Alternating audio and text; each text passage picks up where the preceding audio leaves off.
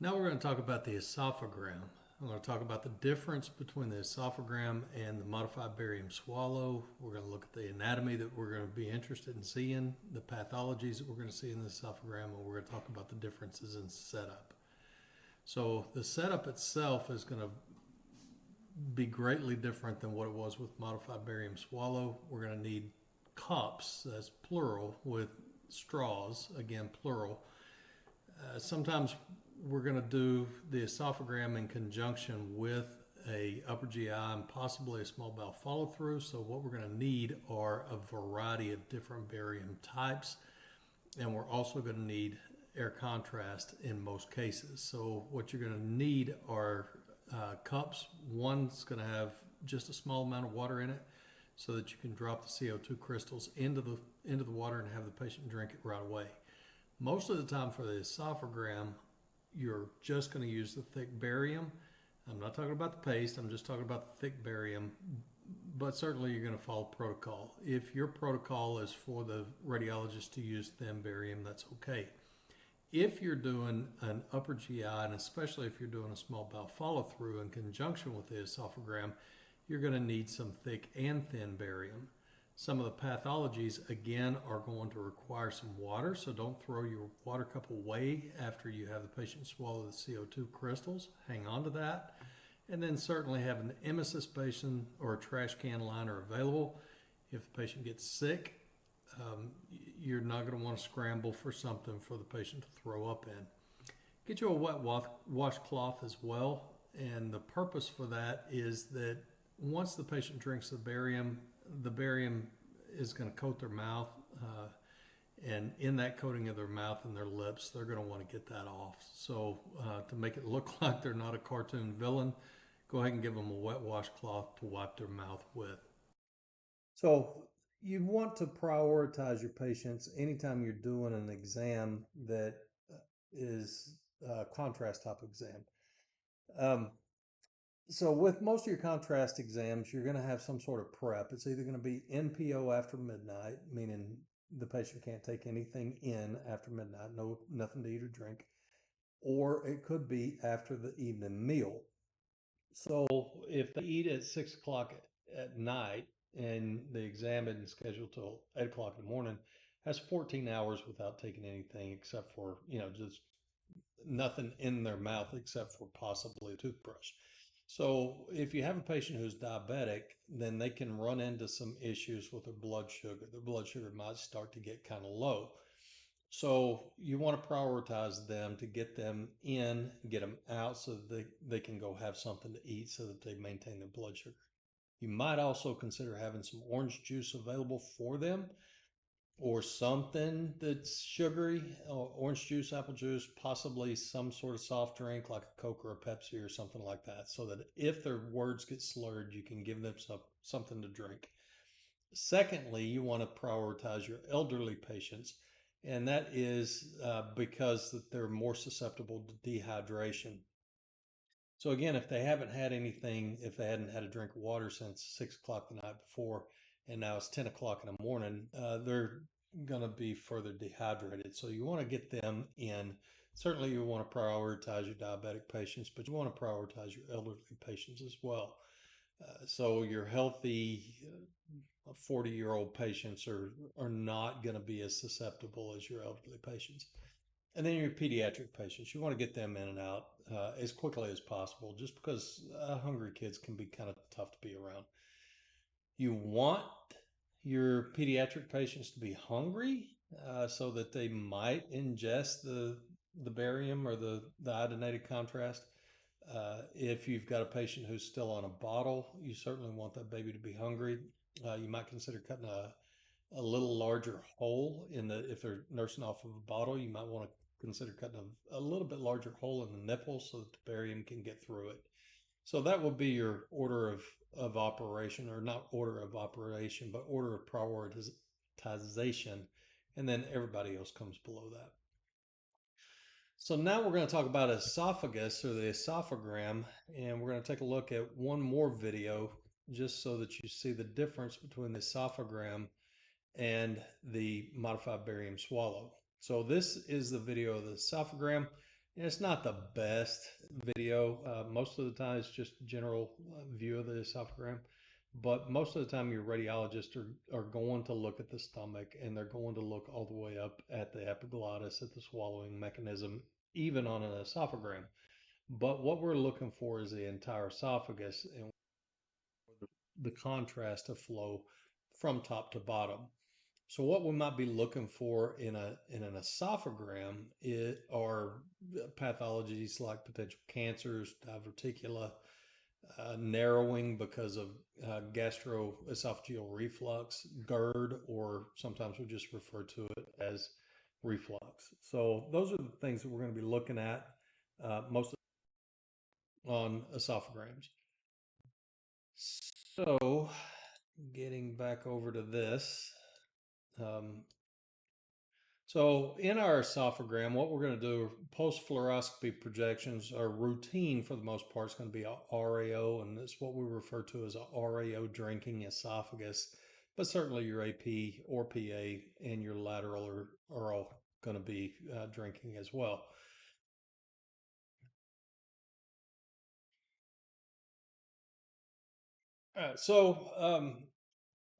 With, again, our contrast exams, most of the time if we're looking at our stomach or if we're looking at the small bowel or even the large bowel, it's going to come with some sort of preparation.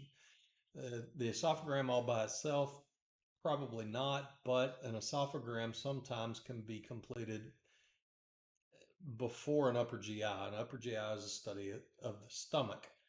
So it may be an esophagram upper GI combination. In that case, we're going to have some sort of preparation. So just because it's or just an esophagus, we're not going to have any kind of preparation. But if it's a esophagram upper GI, then we're going to have some preparation there, and that would be NPO after midnight, possibly NPO after the evening meal. So we might use single or double contrast. And a single contrast is just going to be barium for the esophagram. We can use some water soluble if there's a potential that the patient has any kind of aspiration. Then we're probably not going to use the water soluble iodinated contrast. We're probably going to use the barium. A double contrast is going to involve both the barium, and notice there is no mention of water soluble iodinated contrast in double contrast. You need to hang on to that all the way through barium enema. You just cannot do double contrast with water soluble contrast. It has to be barium. So what provides the double contrast is if you go into any x-ray room that has fluoroscopy, you'll find little packets of carbon dioxide crystals. And basically what those are crunched up Alka-Seltzer.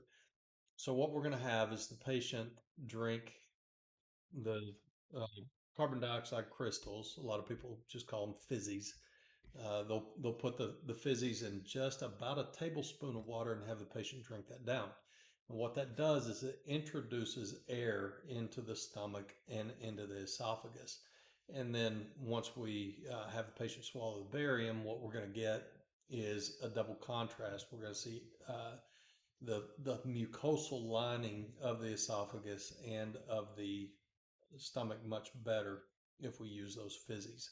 So the first part of it is going to be conducted under fluoroscopy with a radiologist or a RA or PA. And then we'll talk about the overhead projections as we get to them. So the patient position is usually going to start out upright. And then once the radiologist is done with his or her part, we'll lay the patient down. So now we're going to have the patient either in a supine or prone position, and we'll want the patient without any kind of rotation. We're going to have a very slight amount of rotation because of the turning of the head. So the patient's going to turn their head towards you so that they can get a straw in their mouth so that they can drink. So this is just for a straight AP or PA. In my experience, PA is going to be a whole lot easier than AP. Having the patient lay down on their back in a supine position is going to be more difficult for them to swallow. So the image receptor should be placed at the at the level of the mouth so that we can see the epiglottis, from the epiglottis all the way down to the stomach. The central ray is going to be somewhere around T5, T6, which is about 1 inch inferior to the sternal angle. So the sternal angle is where the sternum and the manubrium attach, and there should be a little bit of a knot there, so it's about 1 inch down from that. Your collimated field should be about 12 by 17. So I think it's important to point out what collimated field actually means here. That would be 12 by 17 on the image receptor, not on the patient. So in order to determine what it's going to look like on the image receptor, you're going to have to look at your collimator housing and adjust it accordingly. So again, that's going to be difficult for you to get the patient to drink. It's going to be awkward for the patient to try to drink with them flat on their back. PA, in my experience, is much easier for the patient to accomplish than AP.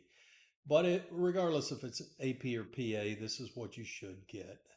You should see a filled esophagus, and you should see from essentially the above the epiglottis all the way down into the stomach. So it's a little bit low. You don't see all the way up to the mouth and the epiglottis. Um, you would really prefer to position a little bit higher in order to include those things. So sometimes, again, if you're PA, you're going to get a slight rotation. This is what it might appear like. So you've been through chest X-rays by this point. You know how to assess a chest X-ray for rotation using the clavicles. And you can tell we've got a little bit of rotation. The vertebrae just don't look quite right. The shadow of the heart doesn't look quite right. But that's what you're going to get because of the turn of the head. So AP or PA oblique, the purpose for this is to get the shadow of the heart and the spine away from the um, the esophagus, which you're not going to see the heart and the spine behind that barium, but it's just removes some of the superimposition. And our degree of obliquity is going to be 35 to 40 degrees. I recommend RAO just because it's easier for the patient to get into that position and to drink from than what it is in an LPO position. But in both of those cases, you're going to get the same anatomy. You're going to get the same appearance. So 35 to 40 degree oblique. If you bend the patient's left knee up about 45 degrees and let it rotate their hips, and then have the patient's right arm down to their side and their left arm bent about, I don't know, about 45 to 60 degrees so that they can hold the cup so that whenever they get ready to drink, uh, they're kind of resting on their elbow a little bit. That should rotate them up pretty close to 35 to 40 degrees. So where you're going to position your image receptor in your central ray is about 2 inches lateral from the mid-sagittal plane towards the elevated side at the same level. That would be T5 or 6. So the top of your image receptor again is going to be right around the level of the mouth or the mandible, and that should put the center of your central ray about T5 or T6. And the reason you want to center off of the mid-sagittal plane is because as you rotate the patient up, you can you have to mentally visualize your esophagus is anterior to your spine. So in relationship to each other, as you rotate up into an RAO position, the spine is going to be projected more to the right hand side. The esophagus is going to be more projected towards the left hand side. The two are going to separate, and therefore what you're going to need to do is you're going to need to center 2 inches lateral to the mid-sagittal plane on the elevated side in order to make sure that you shoot through the esophagus, or the esophagus is in the center of your image. So again, that would be your uh, rotation is a little bit shallow there, but again, it's going to be a whole lot easier for the patient to drink in that position than what it is with them on their back. So in this case, what you might want to do is elevate the patient, have them rotate their shoulder up just a little bit higher than what's demonstrated here. And that's what you're going to see now. Now you can see a very steep difference between the clavicles and where the clavicles are in relationship to the spine. The spine itself, you're actually starting to see the intervertebral foramina on the spine, and you see the esophagus completely not on the spine. Positioning here is a little bit better. Unfortunately, we don't have quite the filling of the esophagus as what we would like. So what you see though is a couple of different things. You see the waviness in the esophagus, and that's normal. You've got peristalsis that's going on there, but you also have some natural deviations that I think I spoke on in the previous video as the esophagus goes around the aortic arch and around the heart. So nothing of significance there, except for the esophagus is not very well filled. So when you get ready to make your exposures, be they the PA or the RAO or the lateral, what you want to do is you want to find the biggest straw that you can find. So that's a little bitty bendy straw there. Most of your barium comes with a very large clear straw, and if you can utilize those because the lumen or the hole through it is very big, so they can suck up a lot of barium all at one time.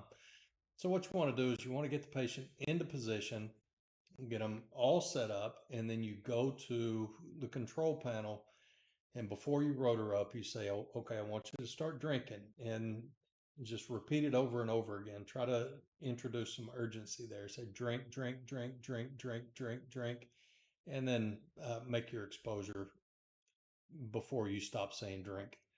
And most of the time, you can get an esophagus that's much more filled than that. So again, it would be your RAO drinking esophagus. This is much better, but again, we didn't get all the way up to the epiglottis. Kind of a specialty view. In my clinical experience, I've never shot this, but you see the difference between this and where we've got a loss of radiographic density. We've got a projection of the heart over the esophagus. It's just not as good and diagnostic of an image as what we see here. So LAO esophagus, you may be asked to shoot that, but in my clinical experience, I've never done it. For your lateral esophagus, you want to demonstrate the entire esophagus. You want the esophagus midway between the spine and the heart. You want the arms out of the way. So what you might want to have the patient do is put the arms out in front of them, kind of like what you would do with a lateral T-spine. Have the patient put their arms out in front of them. Tell them to put them out in front, kind of like they're praying. You want to rotate the patient up into a true lateral position, which means you want to put their hips directly on top of each other, femoral heads on top of each other. You want to put their knees on top of each other and shoulders on top of each other. So good lateral position, arms out of the way, have the patient drink as much as possible and make your exposure. Lateral esophagus again. So the pathologies we might see of the esophagus are foreign bodies, Zenker's diverticula, and we're going to take a look at each one of these. Gastric reflux leading to a stricture, and that leading eventually to Barrett's esophagus. Carcinoma as cancer, and they'll refer to the radiographic appearance of a carcinoma of the esophagus typically as a shelf sign. There's esophageal web, which is precancerous, and it's most frequent.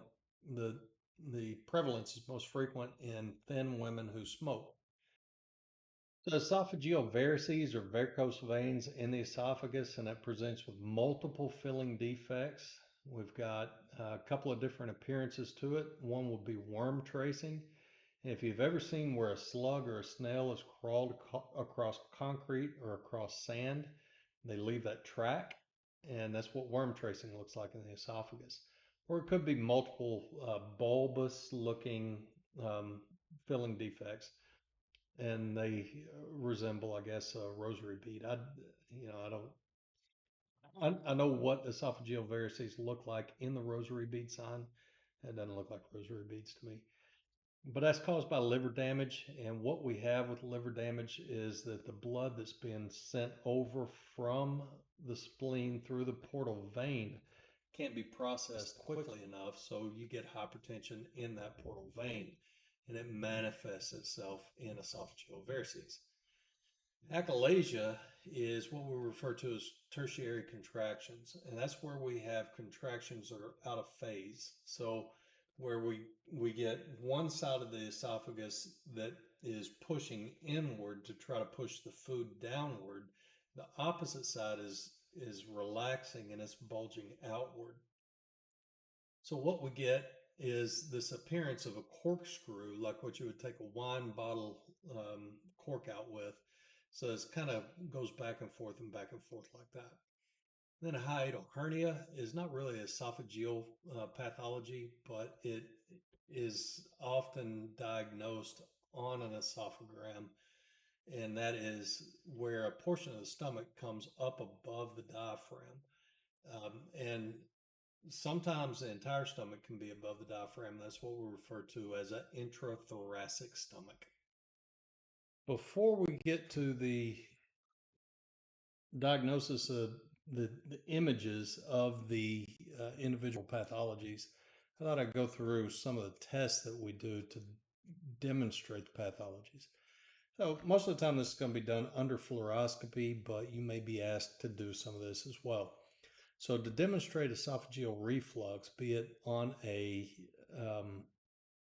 upper GI or an esophagram, what we might do are a couple of different things. So we may do breathing exercises, and we'll talk about those individually. And we may do a water test. We'll talk about that. We may use a compression paddle or a towel roll, and then we may have the patient bend over and touch their toes. So the breathing exercises, we've got a couple of different things. And one is what we refer to as the Valsalva maneuver. And that is where you bear down. So you can have a patient take in a big deep breath and then bear down, kind of like they're trying to move their bowels if they're constipated or whatever. And then the other is a Mueller maneuver, and the patient exhales and then tries to inhale against a closed glottis. So kind of plugging up your windpipe and then trying to inhale is kind of what the Mueller maneuver does. And another one, and probably more common, is what we refer to as the water test. So after the patient drinks the barium, what we'll have the patient do is lay down either flat on their back or in an LPO position, have them sip some water, and watch it at the gastroesophageal junction to see if the water might come back up the esophagus just a little bit. We might even put the patient into a little bit of a Trendelenburg position to help to identify that. This test and the variations of this test might actually help to diagnose what we refer to as a sliding hiatal hernia. So a sliding hiatal hernia is where a portion of the stomach comes above the diaphragm, and then if gravity with the patient upright or in a different position, if the patient gets upright, gravity might pull it back down below the diaphragm. So it slides above and below the diaphragm. So the Trendelenburg may demonstrate both of those things. The water test specifically is for that reflux. And then a compression paddle or a towel roll may be placed under the patient's stomach in order to give the same appearance. It also can give you a increased abdominal pressure that might make the sliding hiatal hernia go above the diaphragm as well. So both of those maneuvers, putting the patient into Trendelenburg position and using that compression paddle, may help in two ways, and that is to demonstrate the reflux, but also to demonstrate hiatal hernia. And then this is one that I personally am completely unfamiliar with, and that would be the toe touch maneuver, but apparently it does the same thing. The foreign body is very common in kids. If you have a kid or have ever been around a child, especially a younger toddler, you know that whatever goes in their hand goes to their mouth. So in these cases, in a lot of cases, what we'll do is, or what'll have to be done is somebody will have to go in through the mouth with a scope to pull that out. This might look to you like just horrible radiation safety. And in any other case, I would say that you would be absolutely right. But in the case of a foreign body, what we'll do is what we refer to as a babygram. So if mom thinks that the baby swallowed something, and this might actually be two coins here, but if mom thinks that the baby swallowed something, then what we will do is we'll take an exam. In a lot of cases, we'll get all the way up to the nose, from the nose all the way down to the bottom of the pelvis in a single view. And the reason for that is you just don't know where the foreign body is going to be. If you just took a chest x-ray and you made an exposure just to the chest and it wasn't here, then you've got to go back and you got to take an exam of the abdomen, and you have to give the patient a second dose of the abdomen. And if it's not down here, well, what if whenever the patient first swallowed it, if they coughed, they could have coughed it up into the nasopharynx and it may be up here. So now you got to go back and shoot a skull. So what we do is again what we refer to as a babygram, and we just shoot the whole thing all in one projection. So that's not bad radiation protection there, or lack of radiation protection there. That's actually they really should have included a little bit more. But since they demonstrated where the foreign body is, that's fine. Zinker's diverticulum. So a diverticulum is an outpouching from somewhere in the gastrointestinal tract. And a Zinker's diverticulum is specific to the upper esophagus. So if you are doing an esophagram on a patient, you see some contrast that's just hung up way up here, and it even looks like it's further out and over the lungs, then that's what you're looking at is Zinker's diverticulum. Stenosis just means that we've got a narrowing, and what's causing the narrowing?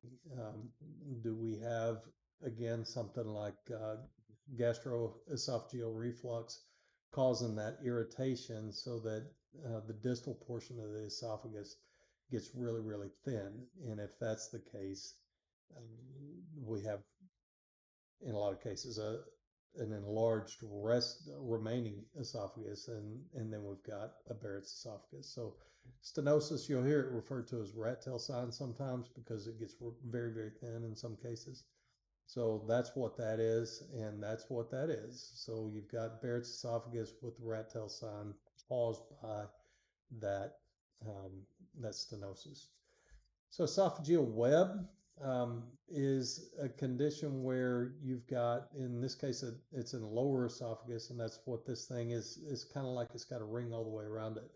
And this is so low that this image might have been out of Bontrager's, but it might have been one I pulled off of the internet.